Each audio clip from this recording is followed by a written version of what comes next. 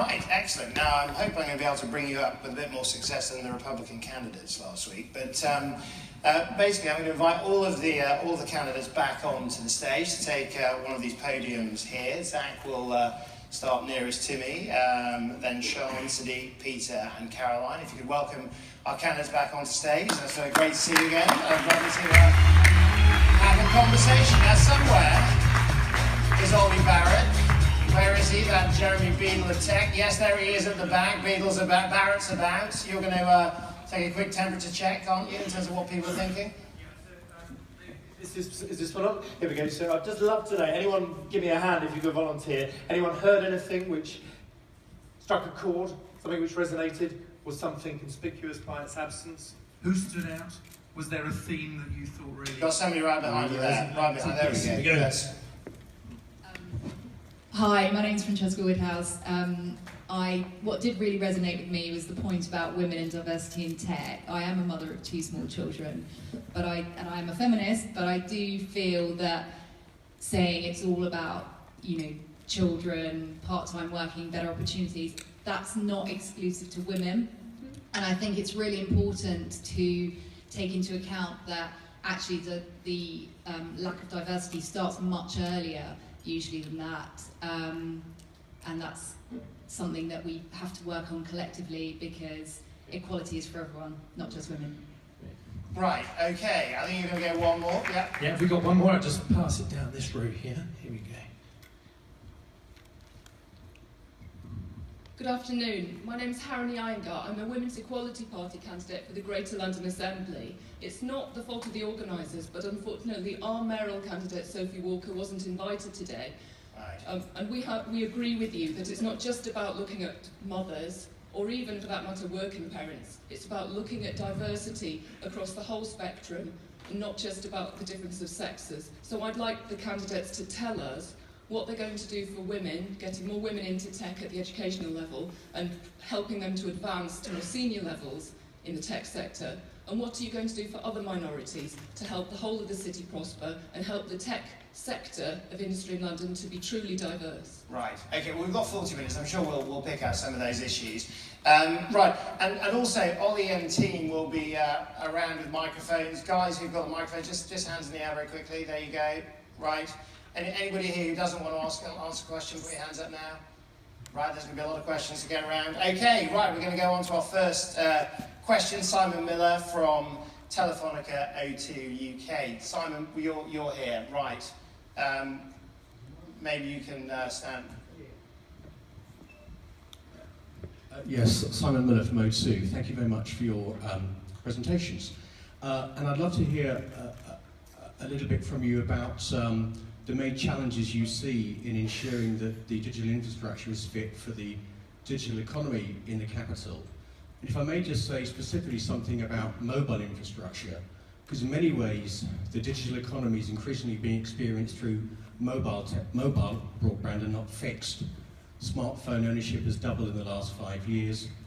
Data consumption on mobile is going up much faster than on fixed, and people access the internet more on their phone than any other device. So we need an infrastructure with the capacity to keep up and keep ahead of that. I have a question. Sorry. Yeah, but the question is, what can you do to stop a situation where so many planning applications from the sector who want to provide that capacity are turned down? In parts of London, 90% of our planning applications are rejected, and many prospective landlords won't even count on us having any infrastructure on their property. Okay, Simon, sounds like you're almost standing for office there. I mean, no, we want to give you 5 minutes on the clock. Right, hopefully you've got an infrastructure question there. I think as well as the landlords issue, we've got 48% of Techland advocates believe London's current broadband provision is damaging its international reputation. Zac, perhaps we could start with you on this issue about infrastructure, broadband, property. So look, it's a fair point. If you look at the European rankings, the 33 top European cities, we're about 26. And given the huge success we've seen in other forms of hard infrastructure, I think we've seen record investment in our physical infrastructure over the last 8 years under Boris Johnson. We're going to have to see the same again for the next 8 years. but we are falling behind digitally. Being able to connect digitally is as important for businesses today as being able to get from A to B physically. So we do need to roll out super fast broadband right across London. I think that is among the first priorities for the next mayor. It was the first policy commitment I made, in fact, after being selected as the mayoral candidate. And it can be achieved relatively easily. TfL alone has around 560 kilometres of network, of tunnels, of bridges, of roads, and so on, which we could partner up with the private sector to turn into a super fast broadband network. It needn't, depending on how it's organised, cost the public a penny in public money, but it is an absolute priority. So how would you pay for it? Well, by partnering, this is incredibly valuable infrastructure, a very valuable network, and if you partner with the private sector, there are companies already wanting to do these deals with TfL. Just as you mentioned mobile phone technology, there are mobile phone providers who want to be able to use the tunnels in the TfL network and are happy to pay for all the investment costs themselves. Okay. So it doesn't have to depend. We could organise it differently. It could be done in-house. It could become a great money spinner for TfL, but the option is there to do it at no cost. Okay. Sadiq, you're matching Zac pledge for pledge this afternoon in this issue about super fast broadband. How would you do it? How would you pay for it? Well, one of the things the manifesto talks about is the role of the mayor to convene. So with my chief digital officer, I bring together the government, Ofcom, local authority and businesses. We should be thinking about broadband like we do about roads, like we think about utilities. We won't think about not having water, gas or electricity. So we've got to change the way we think. The London plan that we're going to devise after May the 5th will make sure that an integral part of building includes broadband, but also there's huge problems with what's called way-leave agreements. This is, and by the way, the corporation is leading the way. Actually, the City of London Corporation is leading the way. And this is where you get agreements about, putting broadband in other people's properties and having agreements to use other people's properties, including, the cabinets. You're right, mobile technology is moving so fast, Simon, that it's not about, fibre to the premise, but it's also to the cabinet on the street as well. Hotspots are too common in London. We want more hotspots. And with me as mayor, there'll be many, many more hospitals. But how are you going to pay for it? Who's paying for this? Is well, it business, your office or is it the private sector? Rather than asking how you're going to pay, we can't afford not to do it. Right. I mean, Zac talked about us being 28th out of 33 cities in Europe. If the ambition is to overtake New York and catch up with Silicon Valley, we've got to put it in our as part of the DNA of London going forward. We've got to think about how we can do it. And that means when it comes to planning permissions for new developments, residential and commercial, it should be part and parcel of the new development that there's broadband, ultra-fast broadband, future-proofed, rather than being out of date before it's built. So would you penalise developers that didn't put in broadband? Well, the quid pro quo of getting permission is it's going to be super-fast broadband. Okay, Sean, how would you balance the need for more housing with the need for more affordable office space? It absolutely has to be a balance there. I mean, we cannot, the permitted development rights that the government brought in are just too blunt an instrument. We have, around London, various local authorities, including in Camden, where I'm a councillor, we've taken the important employment areas and we've drawn lines around them and we've said Article 4 directions apply here, those permitted development rights do not apply. The mayor needs to be helping boroughs to do that, doing that ideally at a London level because we are a special case. We have got such high house prices, it outweighs any kind of, it outweighs the value that there is in keeping business premises open, but they're absolutely vital. Okay, just so in the audience, is infrastructure a biggie for anybody here? People that have got it, there's a gentleman there, so if you get a microphone there, a gentleman there, and a lady there. Right, we'll come to you in a minute. But Peter, you made quite a big pitch. Can I answer about the question? Well, I thought you had given us a go. I thought that was an answer. That was mobile broadband. Yeah, well, you can get back to the question very quickly.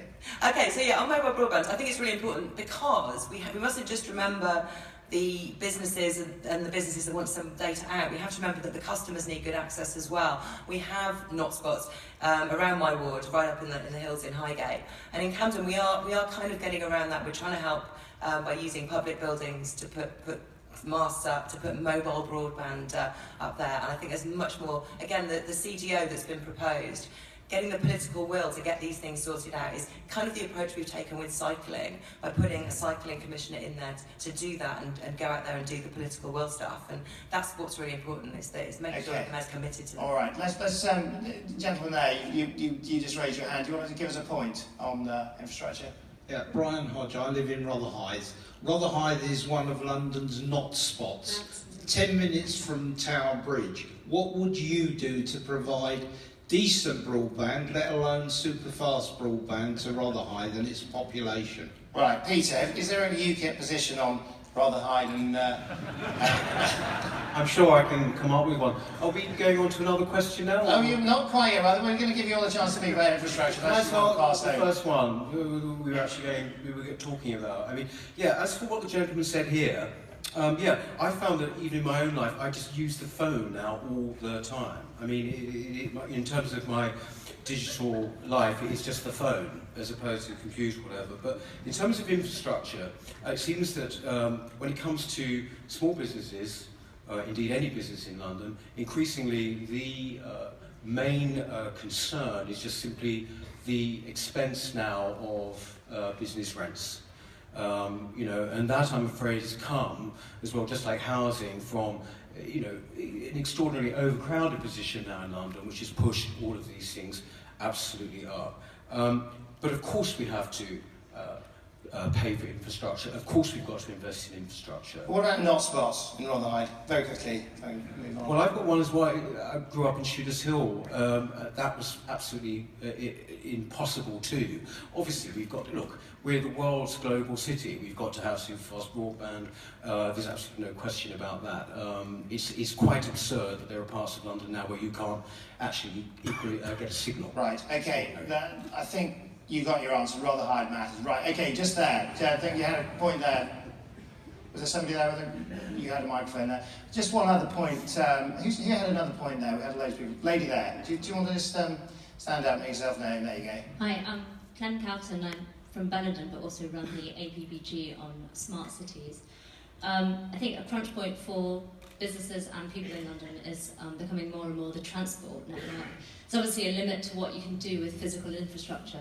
What are your plans for making London's transport network smarter? And what do you think are the opportunities for the tech sector in enabling that? Caroline, perhaps you could come in there.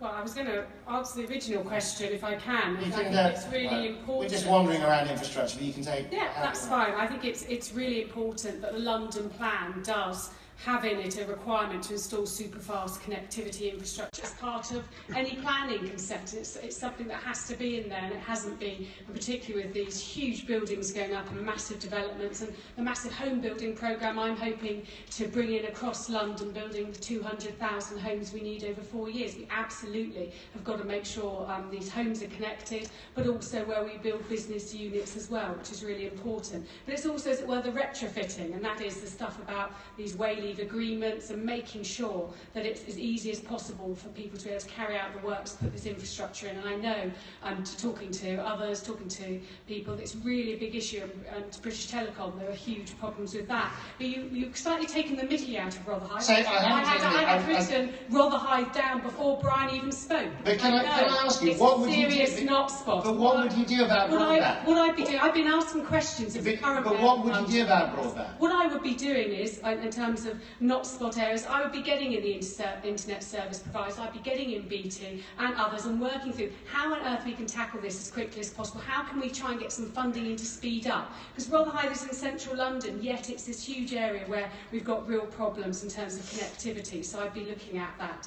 So I think that's just some of the things I'd be looking at, and I've already outlined earlier that we really have got to make sure that this is seen as another utility, and it's just basic infrastructure we need to make London a truly tech city. Okay, so to the point that the lady mentioned about physical and digital companies working together, there's an issue here about broadband, there's an issue here about physical infrastructure.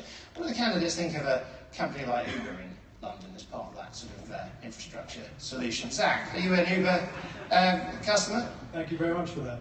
I have to tell you, I'm not an Uber customer. I haven't used Uber, and I have an emotional reason for that. I love black cabs. I trust black cabs. I think a London without black cabs would be a poorer London, and I know that if trends continue, the black cab will go extinct, and that makes me very sad, and I think London would lose out. I'm very strongly in favour of disruptive technology. I like competition. I like the fact that there are very many people who use Uber who would not be using black cabs, but who have an option now which they wouldn't have had before. So I certainly wouldn't want to take that on.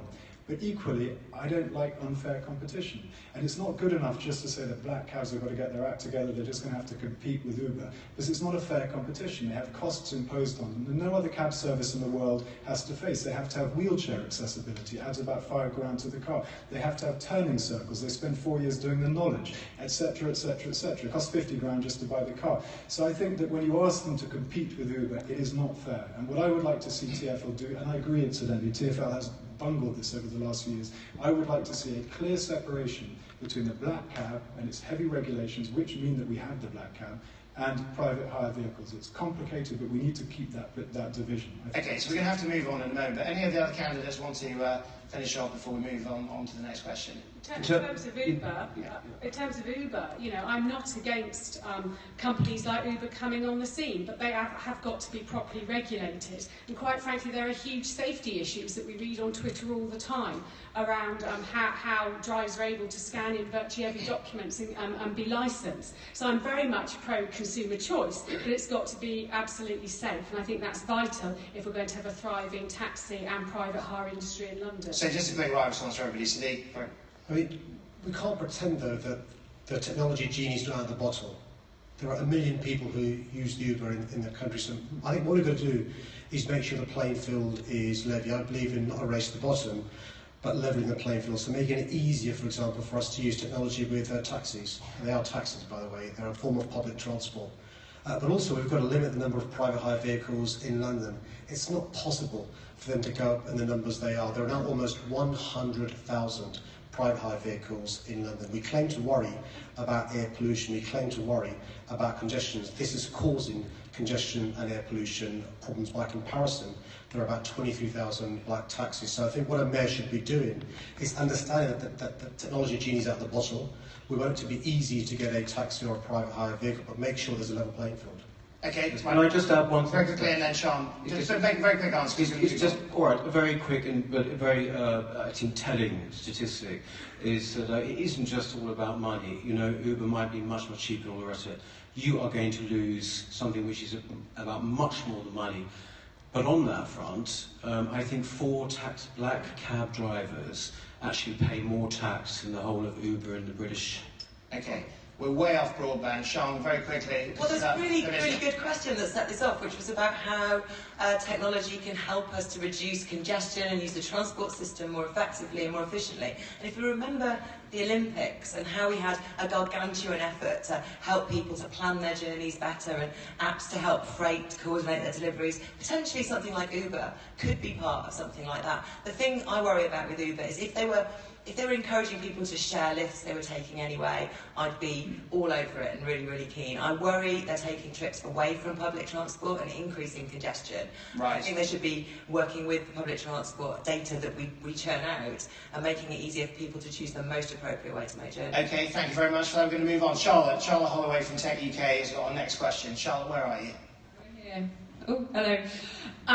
Hopefully a short question. So we've spoken about backing the tech sector, we've spoken broadly about regulatory environments. I think the points are much bigger than Uber and some of what we try and address in the manifesto. But how does this work for all Londoners? And how does it work for all SMEs? What will you do about digital inclusion, about basic digital skills across our capital, and how we'll make sure our SMEs are properly cyber secure in what will be a very fast-moving 5 years? Okay, thank you very much for that. So this is a question on future-proofing London. Sadiq? Well, Peter said that he uses his phone all the time, but 18% of our city's population have no basic digital skills. 18%. No internet connection to a device, whether it's a phone or a laptop, a computer. Now, if we're going to open up data, as we have to do, and improve public services, we need to make sure that we have a plan for digital inclusion. And so we need a strategy. I talked about the role of the mayor to convene people. The work that, for example, Tinder Foundation does is really important about increasing the knowledge of older people. My mum, someone like her, needs to know how to use a computer in relation to accessing public services. And your point about cyber security, we need to be giving advice to SMEs how to keep their IP secure, how to stop them being hacked. I mean, you know, it's not simply a question of making sure they keep their IP. One of the big concerns consumers have is we saw the hoo-ha around TalkTalk and then losing phone numbers and stuff. We need to be much more savvy around digital security. You referred to in the Q&As the role of the London Digital Security Centre. The police, the mayor, local authorities, businesses need to be working much closer together to make sure we have better cyber security. Right, just a quick show of hands. How many people are on this issue of cyber security? Defining issue, those that agree with that it's a big issue that these mayoral candidates should be addressing. Those that see that. And those that don't. Okay, one gentleman there. Right, Zac, you've got the investigatory powers bill. The Legal Party's looking to overhaul surveillance legislation. Some say it's a violation of online privacy. Where do you stand? Is it necessary? Can I answer the first one first? Yeah, absolutely, as part of that. Yeah. I just want to make one point. I mean, look, everyone will agree that we need to make as many people in this country as digitally fluent and literate as possible. Clearly, that's something that we need to aspire to, and the skills budget, as it's devolved, will give us the ability to do that. But there are a lot of old people, particularly in London and in the country, who are being left behind.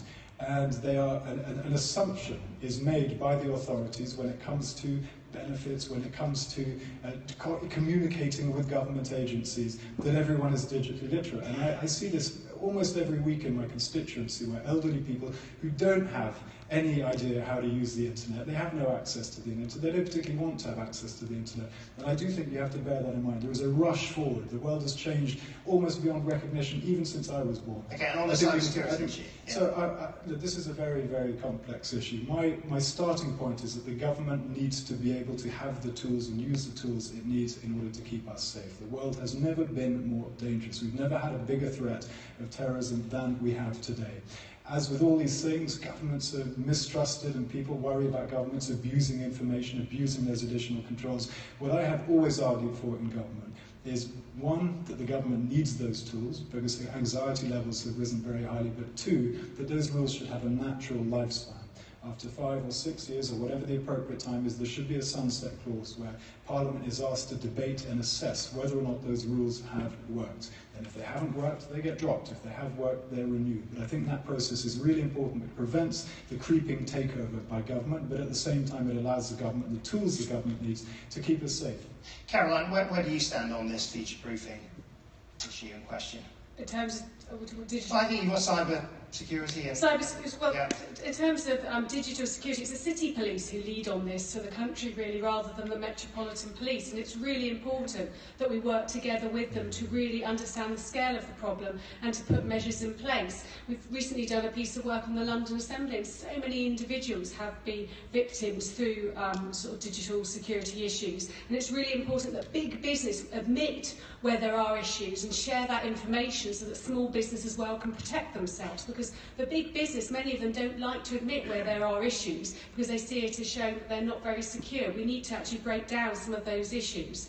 In terms of digital inclusion, I think we've got to make sure that we support and facilitate people out in the community, the projects that are run there to really help train up our citizens so that everyone is digitally savvy in some way.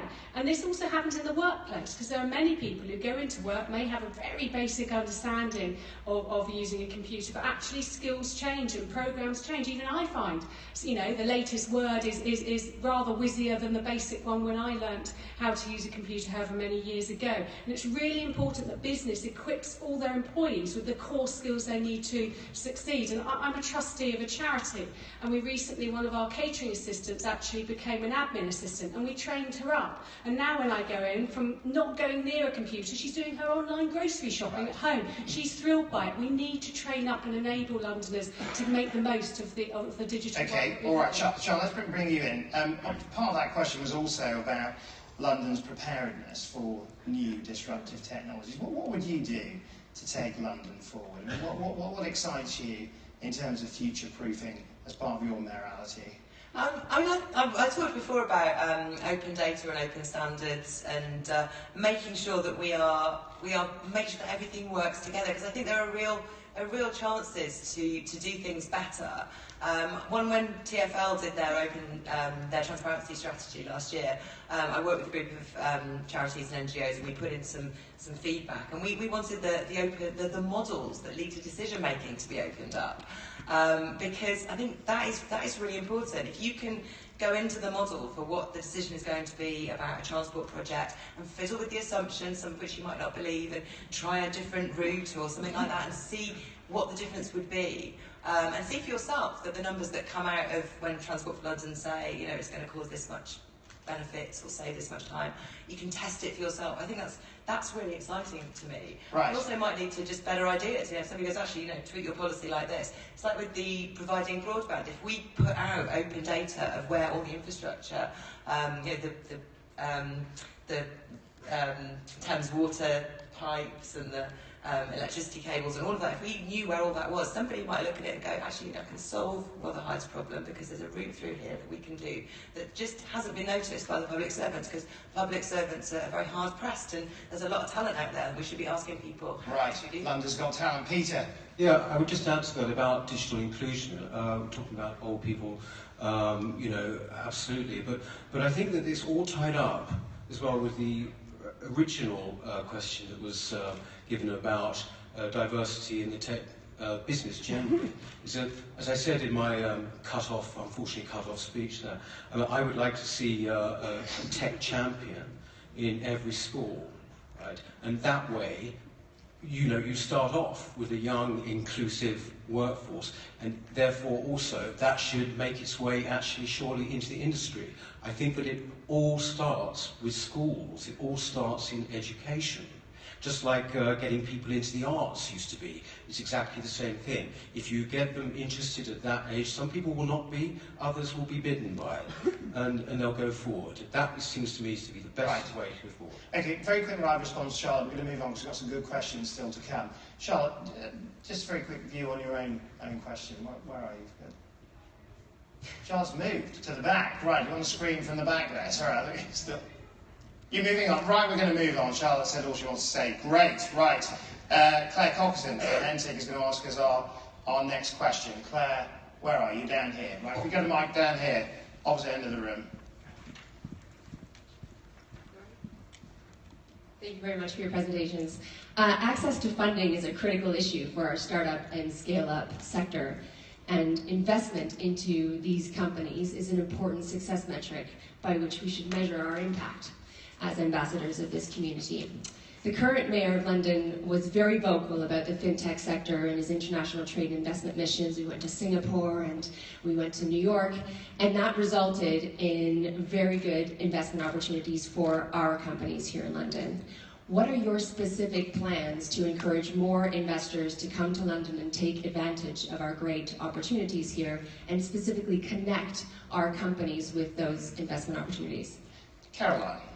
Well, one of the Mayor's key roles is to clearly spread the message that the city is open for business, ensuring that it's heard to the key investors out there, and that's one of the things I would be doing as Mayor. But, you know, we have the capability to attract large venture capitalists to invest in our tech sector in a big way, and the Mayor has got to continue to help attract those big market players. We've had some announcements, I think, recently around tech incubator space, and that's really important, and setting up a fund to invest in emerging companies. But City Hall needs to use its economic arm, the LEP, to make sure that it's helping to secure the funding and looking at where European funding is also appropriate. But what might your personality be in this? Are you going to be an upfront salesperson like Boris, or are you going to be a behind-the-scenes fixer? If I'm Mayor of London, I'm out there making the case for London. That's what I will do. That's what I do now as an Assembly member, and I'd be doing exactly the same as Mayor of London. Right, Sadiq, you said you'd be the most pro-business mayor in history. Tell us how. Well, firstly, we should commend Boris Johnson for being a good salesman for London. He deserves credit for doing that. I will do the same and some. And it's really important that the Mayor does that. Being an advocate and an ambassador for London, I think London and Partners could improve and do even more of a job. I think when there's a Chief Digital Officer, he can lever in more venture capital, or she can venture in more venture capital. If you're I thought you were applying for another job, Caroline, but if you're applying for that job as well, we'll have a chat afterwards. I'm an equal ops, so I employ openly, Caroline, but we'll have a chat about if you want to apply for that job as well.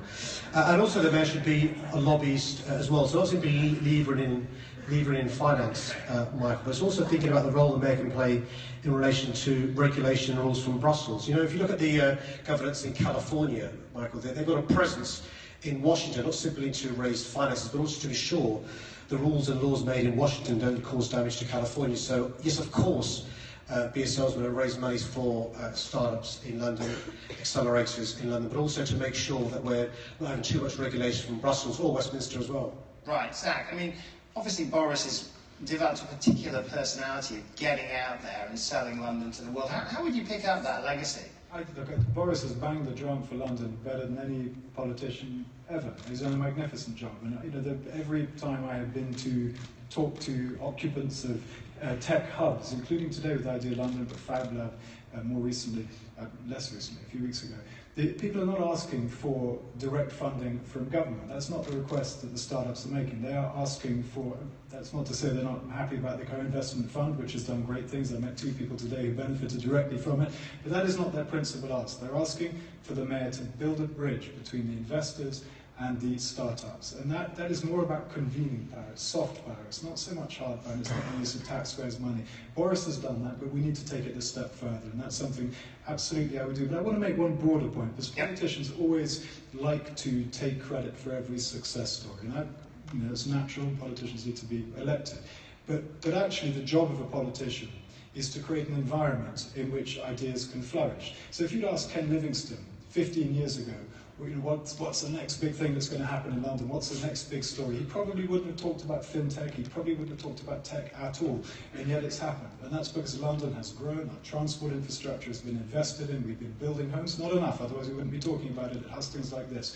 But what he did and what Boris has done is to invest in London, to make London a business-friendly environment where ideas can blossom. That's the principal job right now. Not micromanaging, not top-down, but allowing 1,000 flowers to do it. That's the job of the mayor. Gotcha. Sean, now, the number one issue in this Mayoral Manifesto, in terms of what could a Mayor of London do, is to showcase London tech internationally, presumably for this finance question.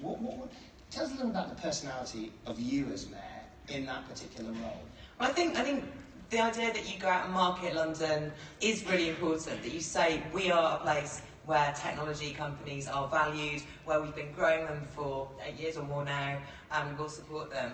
I mean, the thing I've heard by talking to smaller businesses is they would like much more access to these trips abroad that Boris Johnson has been doing. They feel a bit excluded from them, that it's always the bigger companies who get to go.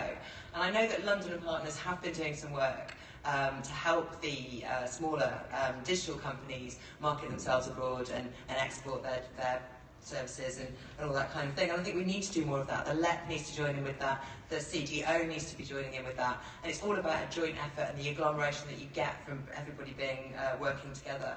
The other thing for investors is they need to know their investment is secure. And we have a serious problem. It's the number one issue for businesses across London is their workforce and where they're going to live. And we've got, so far, we've had quite a younger workforce in the digital sector. That workforce is getting older, that workforce is having families, that workforce needs to move to bigger houses, and they can't afford them. And we need to be showing that we're going to be able to house their workforces in future and that their investments are going to be secure as those businesses carry on in the future. Right, so on this particular issue of funding and actually what the mayor could do for the sort of people in this room, I'd be very interested in whether people have actually got some snapshot advice pieces they'd like to hit the mayors to hear. What would be great for them if we've got the gentleman there? Everybody else like to sort of come in on that, and perhaps the person at the back. But Peter, before we just take a view, tell us about how you'd sell London abroad, presumably in a post-European Union Britain. Well, I mean, there's the wonderful thing actually about being a free and independent nation again would be actually we would take on the global economy that we all talk about, that in fact now we're sort of trapped from doing. I mean, it would be the most exciting new venture, actually, to go out into the world and promote London, and indeed, of course, Britain. I think Boris has been good at that. I think, he's also been good for Boris, There's no getting away from that. But he's a showman, you know, he's like a circus master. But I think that, you know, the very best... praise. No, the very best producers are the ones who see talent in others and bring them together. Right. So I think that, you know, the dirty secret about the mayor really is he doesn't really have that much power, but the huge influence he does have is in doing that sort of thing. And I think that obviously he's effective in some ways. Yeah. Right, I'm take a quick point from the floor, and I'm going to let Sadiq was sort of frothing at the bit to get in there, I think. So you've disappeared. Where have you gone? No, you suddenly became shy. Right, Sadiq, you've got a very quick... All I say, Michael, is you can't on the one hand be encouraging people to invest financially in our country and then have really unfair restrictions in relation to the Tier 2 visa requirements. Because on the one hand, we're going overseas to encourage foreigners to invest in our businesses. We make it so hard for skilled labour to come to London. And as your mayor, I'd be arguing passionately for us to make the restrictions on the Tier 2 visa work for London. But also let's look at other ways to get people into work, whether it's people sponsoring, third-party sponsorship, you know, vice presidents or others sponsoring, or whether it's the post-study work visa as well. And I'm hoping, Michael, once the Tory party's got the leadership contest out of the way, so I think Sergeant Javed and George Osborne get it, but I think Theresa May stopping free flow of skilled labour to London. So you've actually answered the next question for us, because actually Jess Tyrrell from the Centre for London has got a question directly on this. I want to try and get through two before we finish. Jess, off you go. Microphone, right there. Hey, where is Jess? Oh, Jess is there. Sorry, I do apologise. You look like you were Jess there, sort of like nodding. Anyway, right, let's... Hi, so we've talked a lot about digital skills. I'd like to know what proposals you have to help the tech sector tackle the talent shortage, and particularly what role apprenticeships you think will play, especially given that the levy takes hold in 2017. Right, I think we'll also allow candidates to sort of talk about this issue about skills, immigration. I mean, this access to talent is the #1 issue, Zac, in the manifesto. How do you come back on that? The mayor's job is to make sure businesses have access to the best possible talent, and there are things that the mayor can do. Of course, the mayor's role is limited, but there is an awful lot the mayor can do. For one thing, the mayor is an ambassador and an advocate for London, so if there is a need for special visa arrangements, then the mayor can make that case to government. We saw that with tech. Not enough people took up the exceptional talent visa, but nevertheless it was a mechanism that was available. And there will be plenty of examples of where the next mayor is going to have to bash down the door of the Home Secretary or whoever they need to speak to and make the case, and that's crucial. But even more important, I think, is the need to train up young people in this city for the jobs that we know are going to exist going forward. And we have a great opportunity when the skills funding is devolved to London sometime just before 2019, that we have quite a clumsy one-size-fits-all approach at the moment. When the devolution happens, you can cluster local authorities, team them up with local businesses, and ensure that young people are trained in a way that is actually appropriate for the marketplace as it is, not as we might like it to be. And that means an approach in Richmond Park and North Kingston, where I come from, my area, would be very different to an approach in Stratford. You'd have a different set of needs that would need to be fulfilled, a better matchmaking service between the skills provision, the skills training, and the jobs market itself. I think it's one of the most exciting things that will happen over the next 4 years. But the key thing is that there are young people, sometimes 15, 16-year-olds, who are leaving school without qualifications, but who are digitally much more advanced than most people in this room. And our goal, our ambition should be to enable those people to take their ideas. So you're a fan of apprenticeship. Just on this issue of immigration, are you comfortable with your party's posture?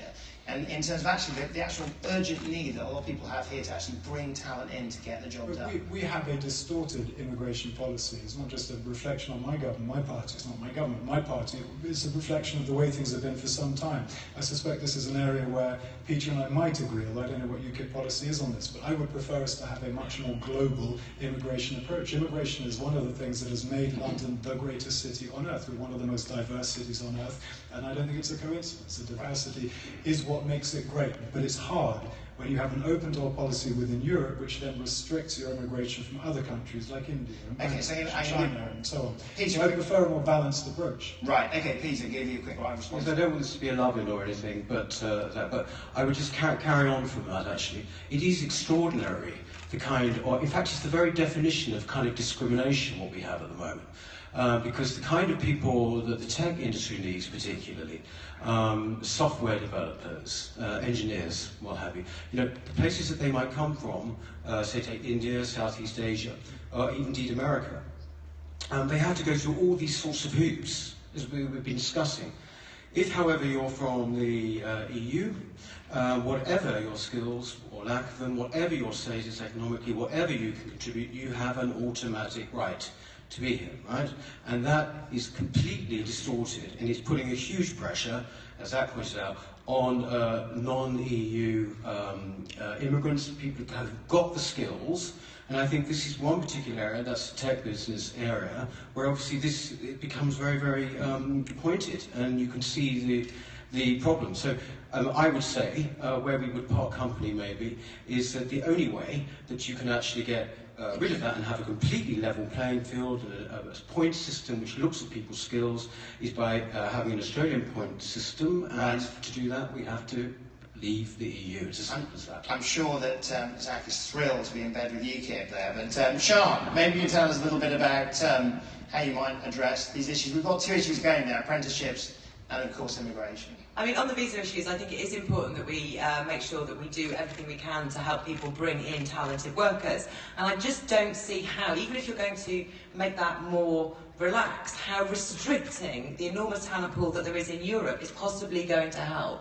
I think this is really, I've worked in tech companies where we've had many employees who've come over from Europe who make an enormous contribution to the growth of that company and the fact that they can then employ more people from the UK. It's really, really important that we don't restrict our talent pool by pulling out Europe.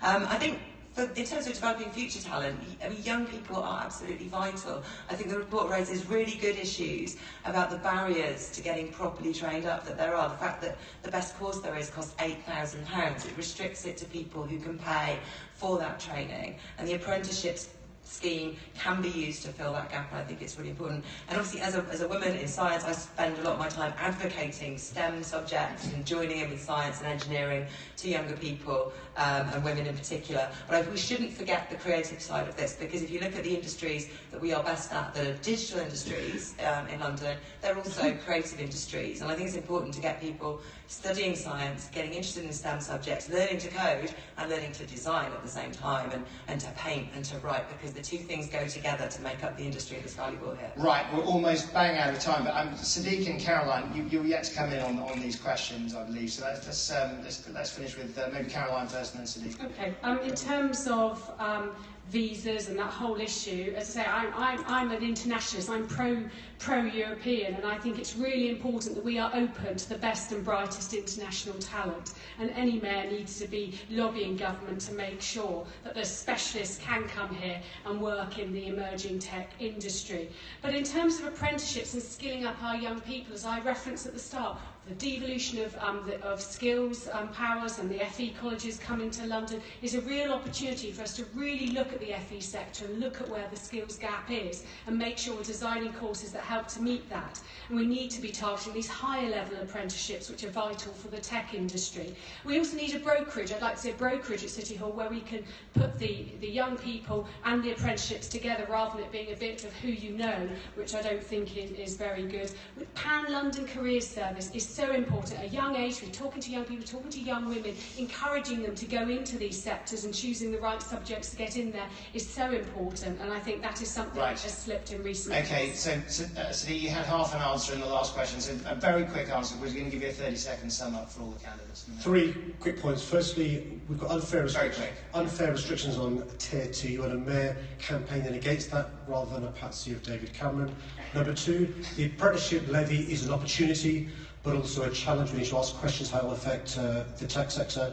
Number three, we need to train up Londoners to have the skills of tomorrow. Google Campus is doing great work with coding for girls. We need to change our curriculum so more and more youngsters know the skills for tomorrow's jobs. My Skills for Londoners will be a new and improved version of Bill de Blasio's Tech Talent Pipeline. That way we'll have a pipeline of Londoners to have the skills for tomorrow's jobs. Right, okay, so we're going to just to finish off, we've got 30 seconds each for each candidate to give their final pitch to the tech community. Zac, you start us off first this time. Thank you very much. We are in a great place in terms of tech at the moment.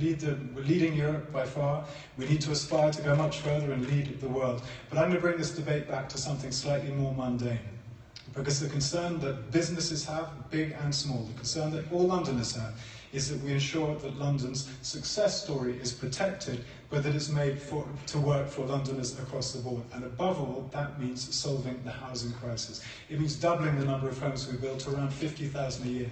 It means growing the transport network, which is the only way we can deliver those homes, because that is the only way to unlock the brownfield sites without which we don't have a hope of keeping London moving or solving the housing crisis. And that's why we need to protect the TfL investment budget and not take £2 billion out of it, which would render all of these aspirations completely null and void. It's a long 30 seconds. Peter, try and get in within 30 seconds this time. I'll do it quicker than that. Ladies and gentlemen, use your phone.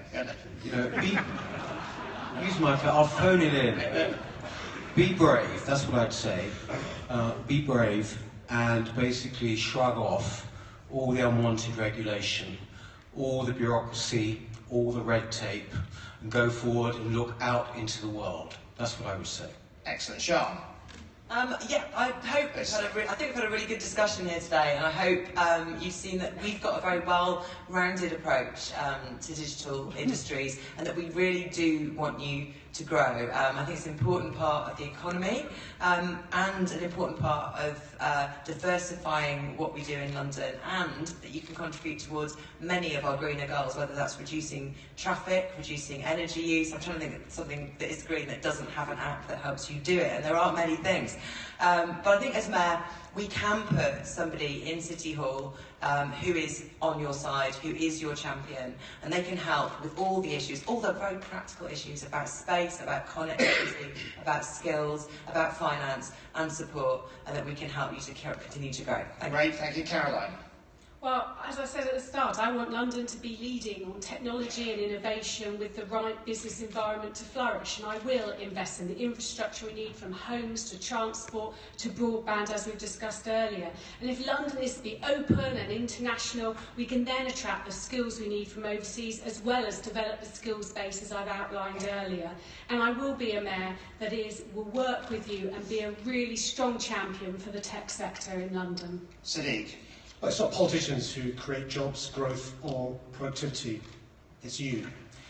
I want to be mayor for all Londoners and a mayor for tech. I want to be a mayor on your side to address the challenges that stops you doing even better. Access to finance and advice. Local authorities being in your way rather than helping you. Business rates being a big issue. Affordable space has been an issue that comes up again and again and again.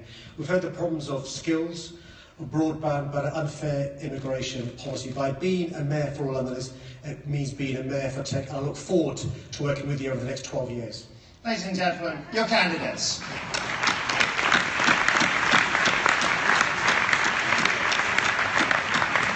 Thank you very much, guys.